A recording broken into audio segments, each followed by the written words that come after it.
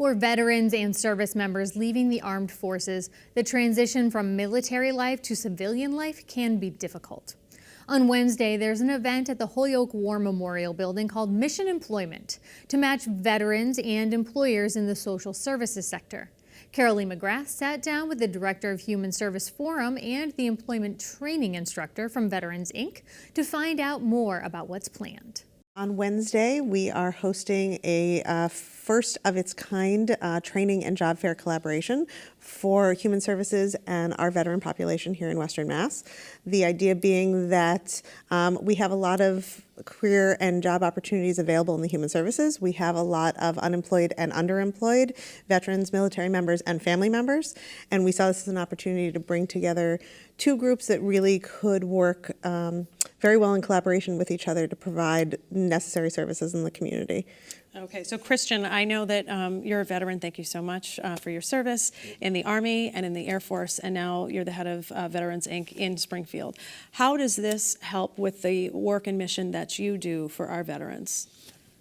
For the first time, we get to collaborate with some social services and human forum type people, and it's a tremendous opportunity for our guys. The skills that military veterans come that bring the civilian world are often overlooked in how they benefit social services. You ask most people getting into social services why they got in that career field, because they want to make their community a better place and they want to serve. You ask most military members why they joined the military. They wanted to serve their country and make the world a better place. So right off the bat, just that transition of military members who put aside the uniform, but they still want to serve in some capacity, working with some of the members of Human Service Forum is a great step in the right direction. And what kind of jobs are available in Human Services? So jobs right now range anywhere from executive level positions to part-time van drivers and anything in between. You know, we have a lot of work here in Western Mass. We have a very, very vibrant human service community, which is great. We really have dedicated ourselves to human service work.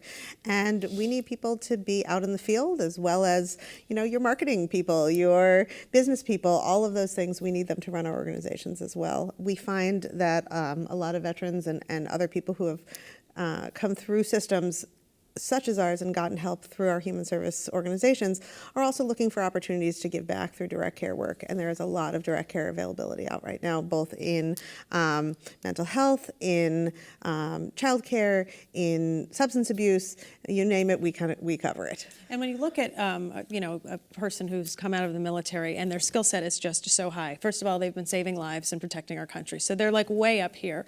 But then when you talk about, you know, distilling that into a resume, that can be a challenge for anybody, you know, who's looking for a second career or second job. Is that something that you'll also be helping people with? Absolutely. One unique thing about this event is it's not just a career fair, but a wonderful training opportunity, not just for the veterans themselves, but for a lot of the human resources and operations personnel during the first half of the day are going through a small training portion. So we're going to be able to work with the veterans and say, okay, here's your skill set outside of your military duties. You want to talk about your integrity, your attention to detail, your familiarity with paperwork, your leadership, your ability to follow orders, to take orders, your understanding of a structure within an organization.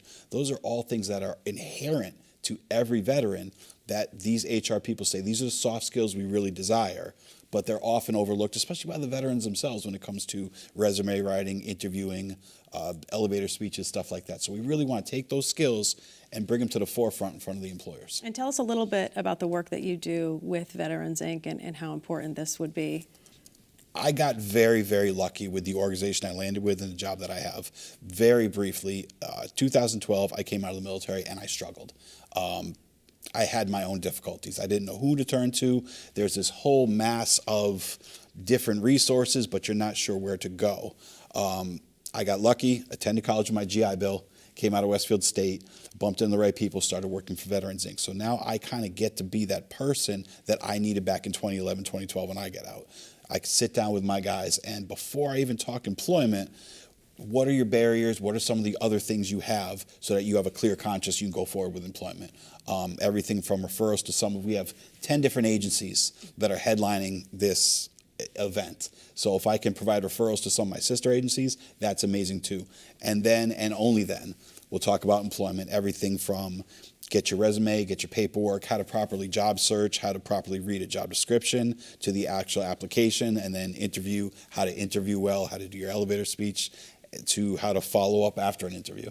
Right, and as far as helping veterans, land these jobs and make those connections, I know that you have a background as well, your family background, this is very personal to you in order to help people. Absolutely. So, my father worked in the VA system after Vietnam and was part of pioneering the concept of group therapy for veterans returning from war and understanding and acknowledging that their service and their time isn't something that your average civilian can necessarily understand or engage with, but something that, as they come together as a group and work together, is something that is really much more efficient, much more helpful, and gives a place of understanding. And so that sort of inspired this look at how we connect the human service worlds with the veteran worlds. A lot of times people see that as sort of a strong divide, that we have a lot of services available. My job, I tell people is I make friends for a living. I go out and I connect people to other people. It's a pretty great job. And this opportunity to connect to groups that really need each other in a way that will work really efficiently. And the big piece that we're bringing in also is this training around culture of these worlds, culture in the human service world, culture in the military veteran, and in particular also for veteran families. They sometimes, wives, children, get left out of the mix when we talk about it, and so we've also invited them to come to the table as part of this job training.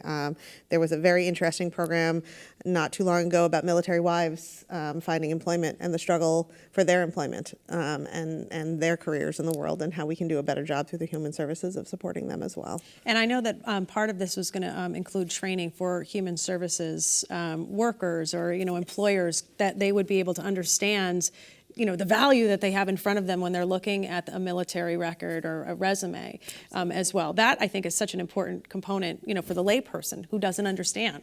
Absolutely. So we definitely want to make sure that they're able to look past sort of titles that we don't understand. I think I've always use tank commander as an example, that as a human service person, I would look at this and say, well, I don't have a tank, so I don't know that I need a tank commander, although I'd love a tank, that'd be great.